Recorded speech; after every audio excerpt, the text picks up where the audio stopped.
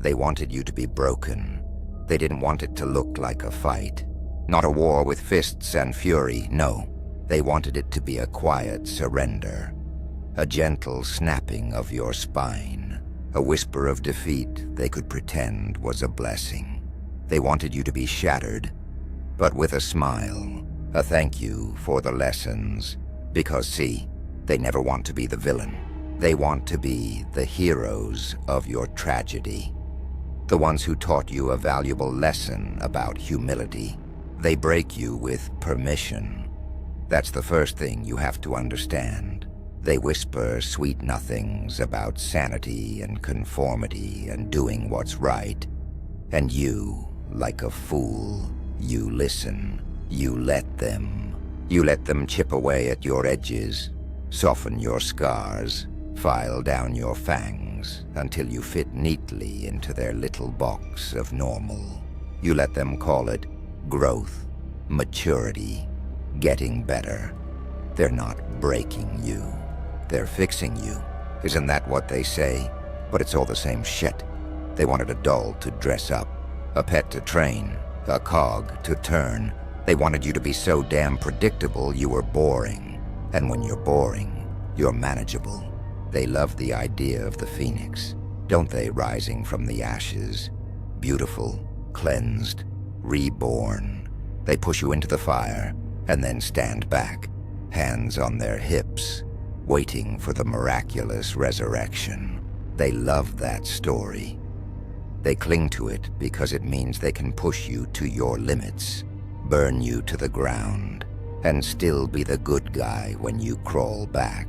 Reborn and grateful, but that's a lie.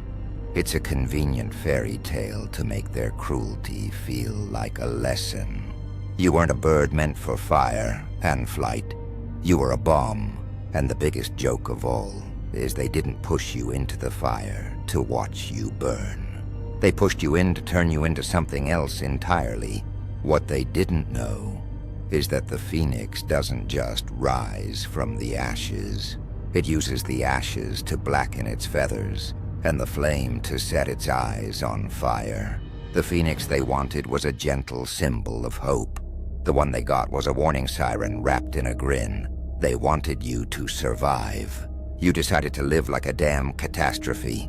And the betrayal.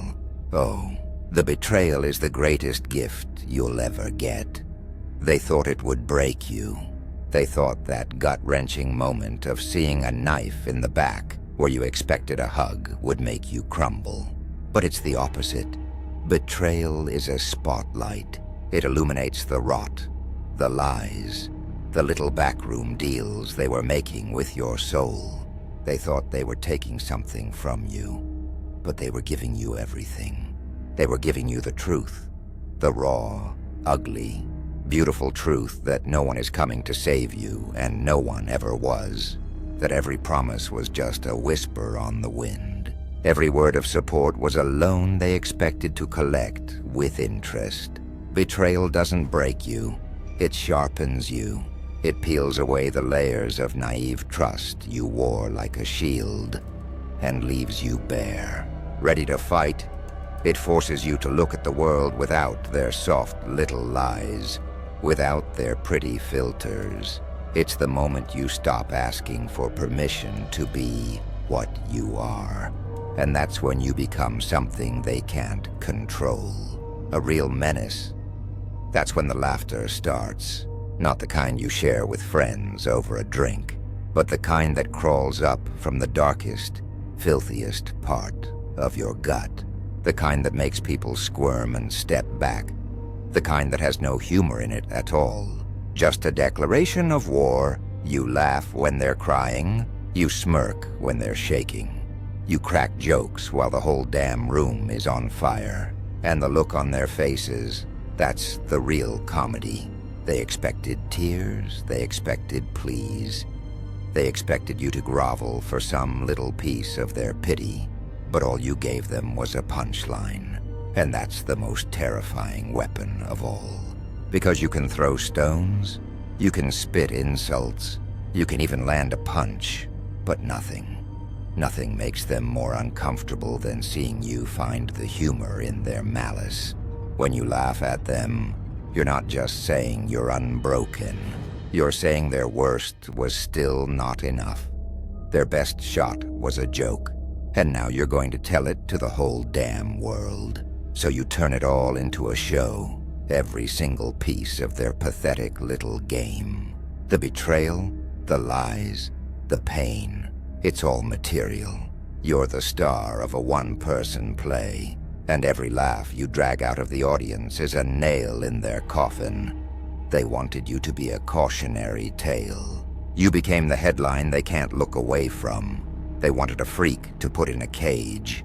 You ripped the bars off, turned them into props, and now you're selling tickets to the wreckage. The stage is theirs, but the spotlight is yours, and the whole world is watching you turn their pitiful attempts at breaking you into a work of twisted, gorgeous art. Every scar is a brushstroke. Every memory is a verse. You're not just surviving, you're performing. And they're the ones paying for the show with their shock and their fear. You're not a victim, you're a villain, a comedian, and the best damn show they'll ever see, all in one package. Now look at them. Look at their faces. That nervous twitch, that forced smile that doesn't reach their eyes. They thought they had this all figured out. They thought the story would end with you. A pitiful mess, a footnote in their grand narrative. But you flipped the script. Now they're the ones sweating under the lights. They're the ones watching from the audience, squirming in their seats as you dissect their hypocrisy, their shallow beliefs, and their carefully constructed lives. You're not just the antagonist. You're their personal comedian, their tormentor, their host.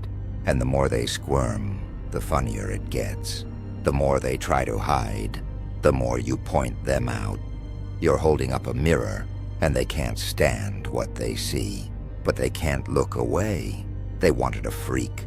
They got a maniac who made their demise the centerpiece of a stand-up routine. And there's nothing they can do but sit there and laugh, even if it feels like choking. And here's the closer, the final punchline that lands with the weight of a damn freight train. The show doesn't end. You think it does. You think you'll leave the stage, the curtains will fall, and they'll forget. No, the laugh follows them. It crawls into their bed at night. It whispers in their head when the room is quiet. It echoes in every empty space they try to fill with noise. The performance is over, but the haunting has just begun. They wanted a freak, a sideshow they could mock and forget about. Instead, they got a maniac who turned their world into a trap with good lighting. A comedy club where the only act is their slow, agonizing unraveling. They thought they were writing your story, your sad, pathetic little obituary, but you weren't the one getting buried. You were the one giving the eulogy, and it was the funniest, most twisted shoot they've ever heard. You didn't just survive their malice. You weaponized it, and the punchline, it never ends. It just keeps living in their heads, a constant reminder that you didn't just break free. You broke them. You shattered their fragile sense of order and sanity, and all you had to do was show them what happens when the freak laughs last.